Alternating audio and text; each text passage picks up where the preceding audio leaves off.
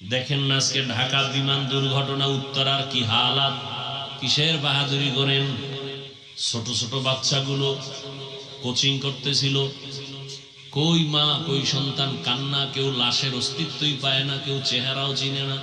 যারা আজকে বিমানের এই কবলে পড়ে জমিন থেকে চলে গেল, আল্লাহ তাদেরকে শাহাদাতের মর্যাদা দান করে। তার মা, আহাল পরিবারে যারা, সবাইকে আল্লাহ ধৈর্য ধারণকারী হিসেবে কবুল করেন। আল্লাহ তাদেরকে উত্তম নিয়ামত দান করেন। আয় আল্লাহ, ঢাকার শহরে বিমান দুর্ঘটনায় যারা দুনিয়া থেকে নিঃশেষ হয়ে গেল, আয় আল্লাহ তাদেরকে শাহাদাতের মর্যাদা দান করেন, জান্নাতের উঁচু মাকাম দান করেন। তার মা বাবা, হাল পরিবারে যারা আছে সবাইকে সাবিরিনদের অন্তর্ভুক্ত করে দেন। পরিবারে এই সন্তানগুলো যারা হারাইলো, এর বিনিময়ে উত্তম নিয়ামত দান করেন। আয় আল্লাহ সবাইকে উত্তম নিয়ামত দান করেন, উত্তম নিয়ামত দান করেন। সমস্ত জগতের জন্য নবী রহমত, নবী পুরাটাই রহমত।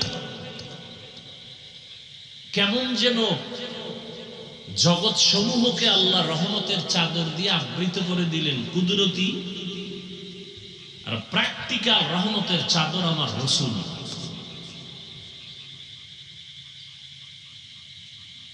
রুহের জগতের জন্য রাসূল রহমত, দুনিয়ার জগতের জন্য রাসূল রহমত, কবর জগতের জন্য রাসূল রহমত, হাশরের মাঠে রাসূল রহমত, জান্নাতের ভেতরে রাসূল রহমত, জাহান্নামের জগতের ভেতরে রাসূল রহমত।